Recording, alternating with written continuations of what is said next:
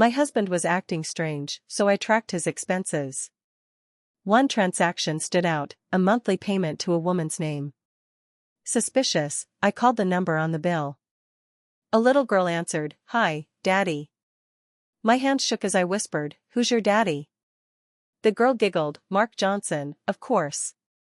My husband's name." That night, I waited for him with the phone in my hand. I'm not even sure where to begin. I've been married to Mark for 15 years. We live in a suburb near Chicago. I thought we had a normal life. I thought I knew my husband. But I was wrong. So wrong. It didn't all fall apart at once. It started in little pieces. Quiet pieces. Things you don't even notice until they pile up and hit you all at once like a wall of bricks. At first, it was small stuff. Mark started working late more often. Not every day, but more than he used to. He said his boss was pushing him harder. Deadlines were tighter. I believed him. He got quieter at home. Less interested in talking. Less interested in me. I'd ask him how his day went and get nothing but a short fine. Then he'd go sit on the couch and scroll through his phone until bedtime. We stopped having dinners together most nights. He'd say he ate at the office. Or with a client. Some nights, he wouldn't eat at all. He started keeping his phone on him constantly. I mean constantly. In the shower. In the garage. Even while mowing the lawn. Always face down. Always on silent. The password changed, too. And when I asked why, he brushed me off. Said he was being more careful about work stuff. I didn't press. I didn't want to seem like I didn't trust him. I didn't want to be that wife. But something in my gut was turning. Something felt wrong.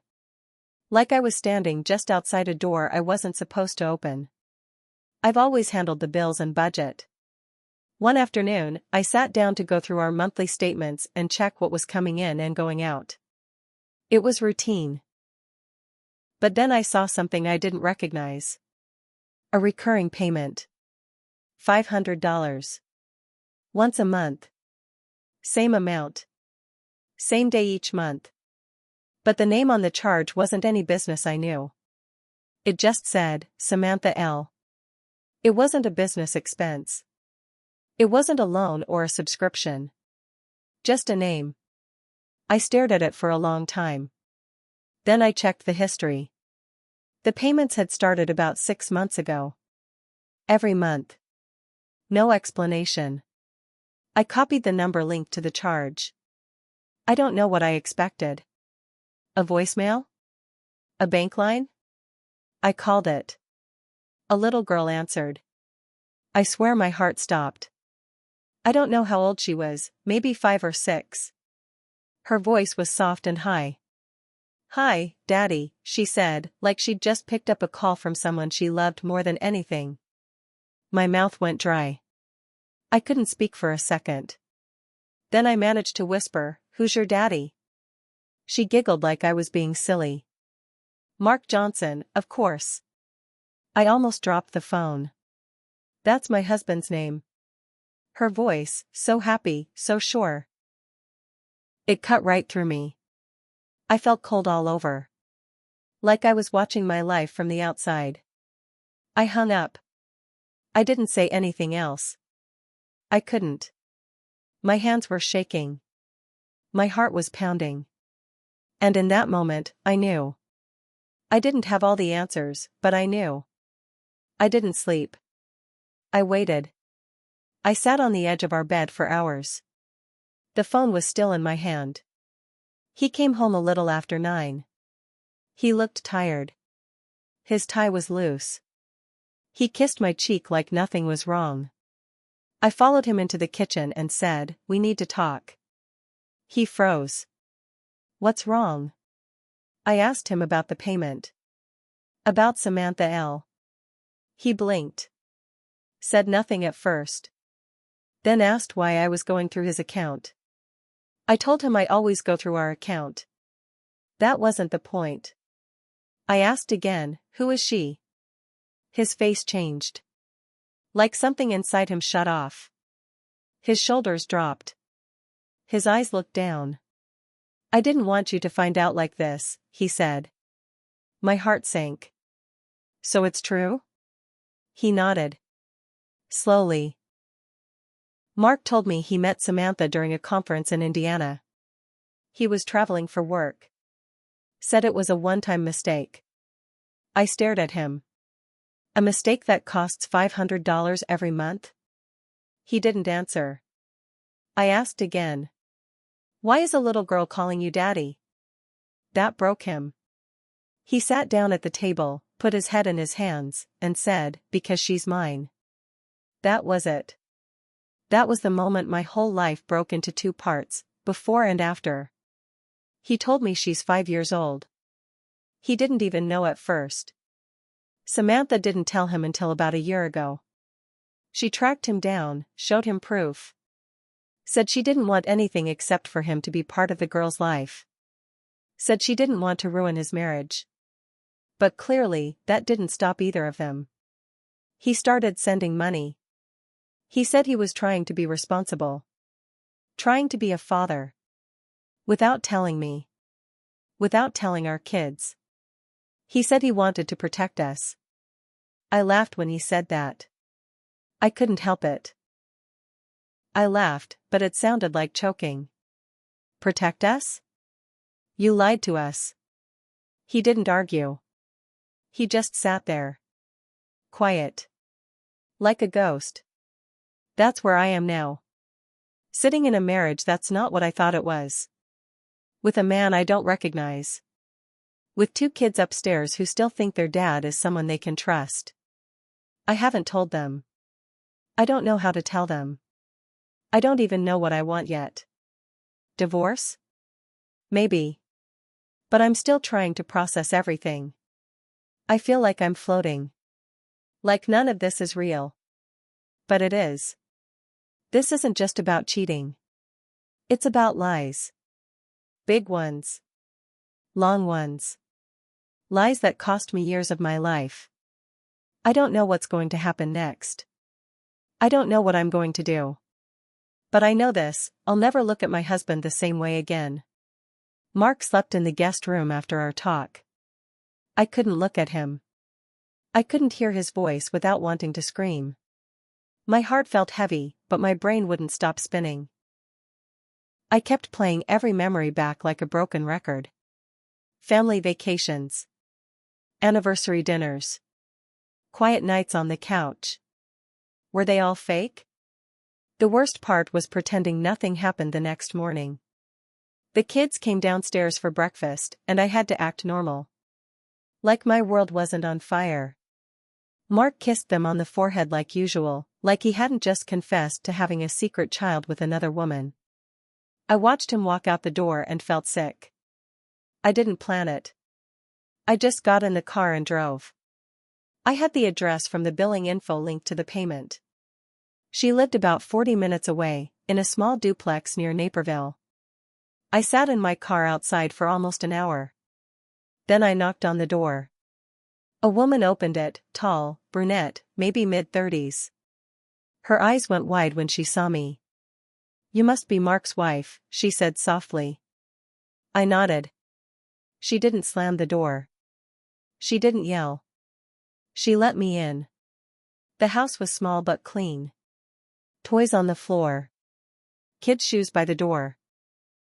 A little girl ran out from a room and stopped when she saw me.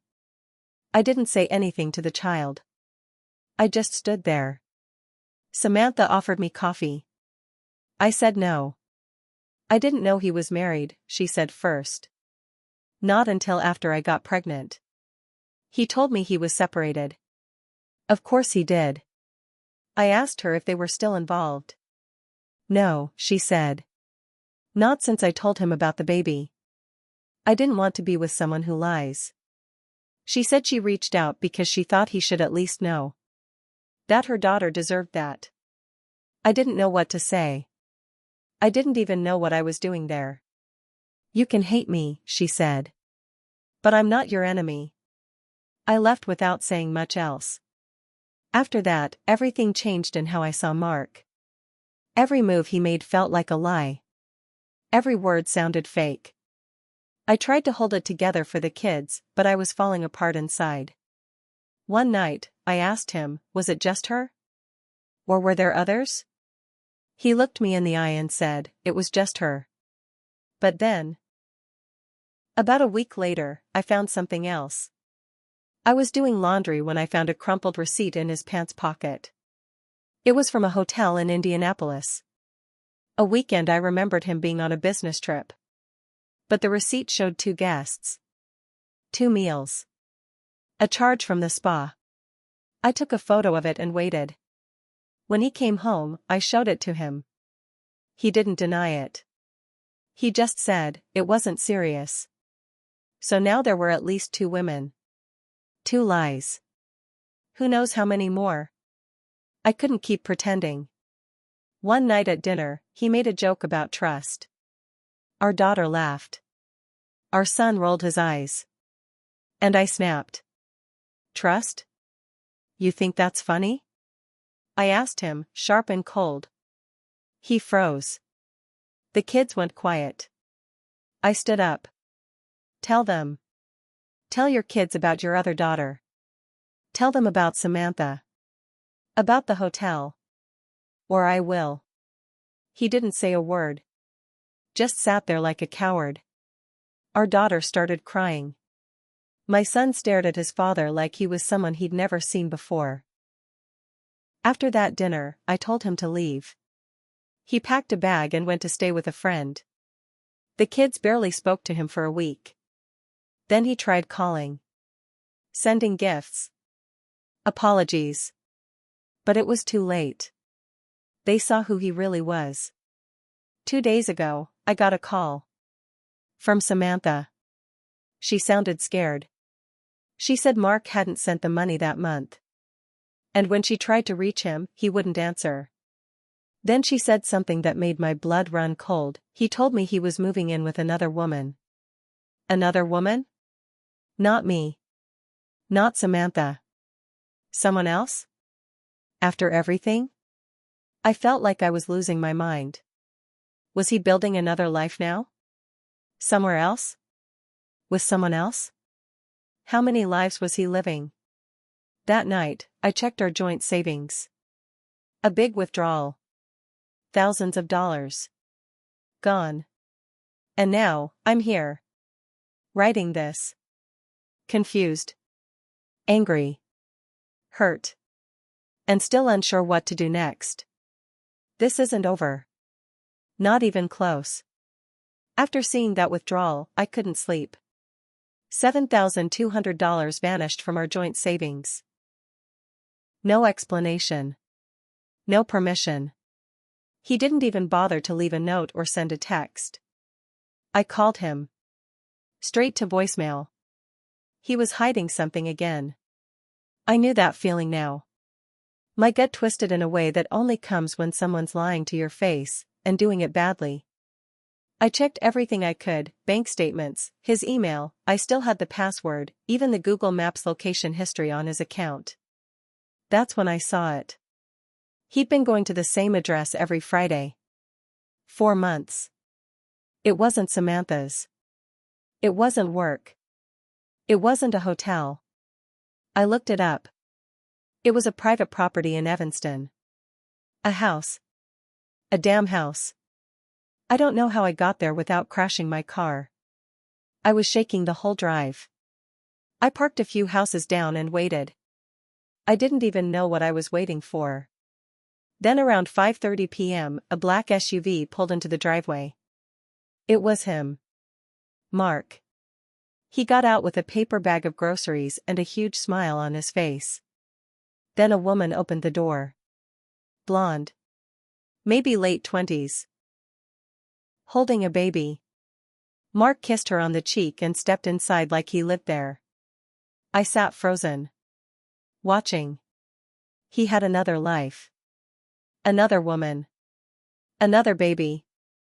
I couldn't breathe. I left. I couldn't confront him. Not there. Not in front of that. I didn't cry until I got back home. I screamed into a pillow until my throat hurt. So Samantha was the first secret. The hotel woman was the second. But this? This was a full-on double life. He'd bought her a car. That's where the money went. I found the email confirmation later. He put it under her name, using our money. I called Samantha again. Told her everything. She cried. She didn't know either. She thought he was only lying to me. Turns out, he was lying to everyone. I hadn't seen him in a week. I hadn't called. The kids wouldn't speak to him. He stood at the door like a stranger, holding flowers like they could fix anything. I didn't even open the screen door. Who is she? I asked through the glass. He blinked like a deer in headlights. Don't lie to me, Mark. His mouth opened and closed. No sound. I saw you, I said. The house in Evanston. The baby. He looked down. And for the first time, he didn't even try to lie. Yes, he said. Her name's Elise. We met at the gym. I didn't plan for any of this to happen. Didn't plan? You have a baby with her, I snapped. You bought her a car. With my money. What the hell do you mean you didn't plan for this? He didn't answer. He just said, I'm sorry. That's when our son came downstairs. He heard everything. He looked at his dad. Then turned around and walked right back upstairs. I couldn't rely on what Mark told me. I needed the whole truth. The investigator confirmed what I feared. Mark had been seeing Elise for over 3 years. He rented that Evanston house under a fake LLC to keep it off his name. She thought he was divorced. She thought he just had joint custody of the kids. He told her I was toxic and controlling. That I stalked him.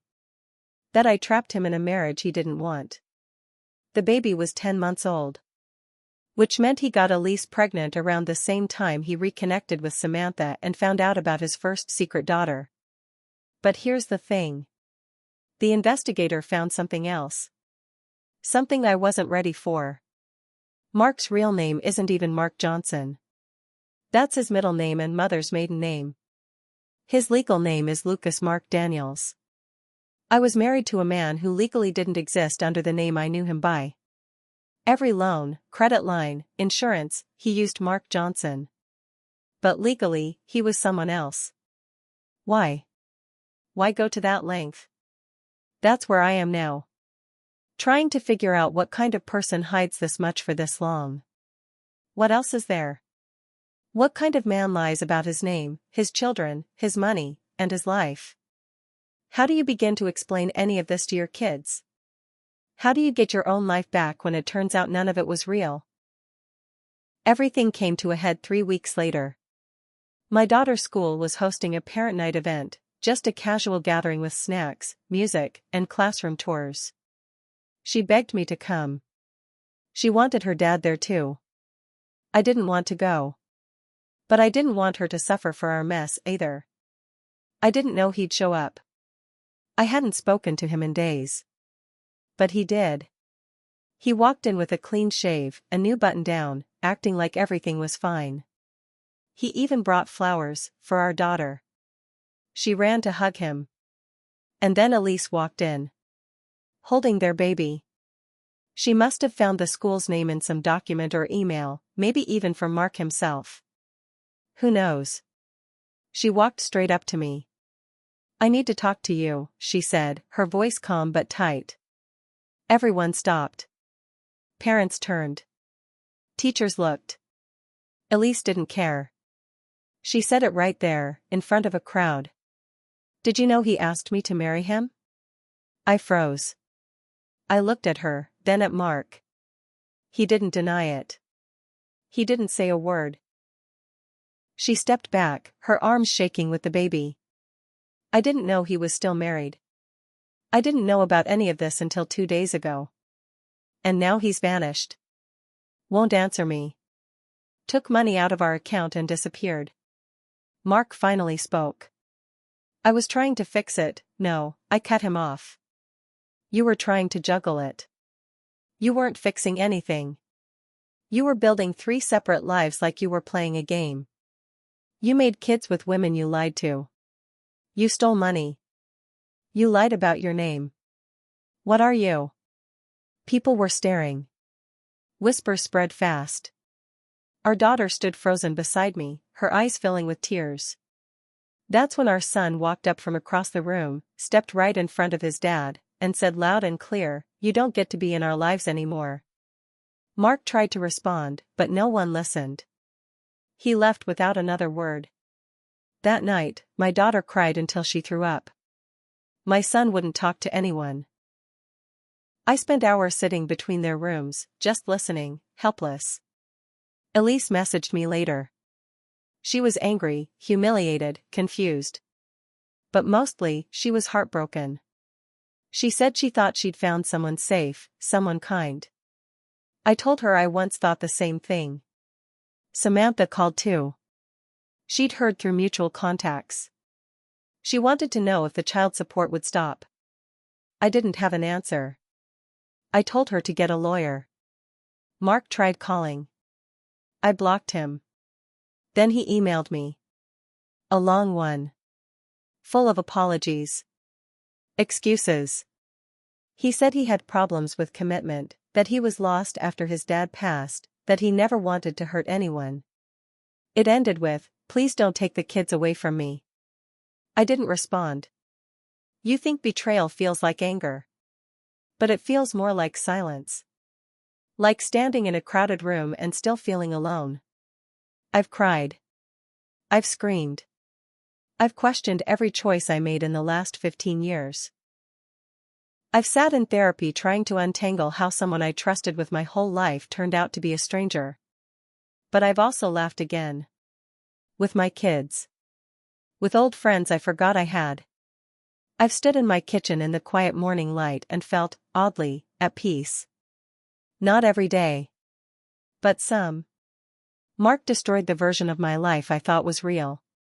But maybe that version needed to burn. I filed for divorce. On paper, his name is Lucas Mark Daniels. So that's the name I put on the documents. He never contested anything. We settled in mediation. I kept the house. He pays child support. He gets visitation. But the kids don't want it. I didn't force them. Elise moved back to Ohio with her family. Samantha stayed local, but we don't talk. There's no dramatic ending. No redemption arc. Just truth. And survival. I used to think love meant loyalty. Now I think love means truth. And if someone can't give you that, they don't deserve your time, your trust, or your tears. I don't know if I'm healed. But I know I'm free. And sometimes, that's enough.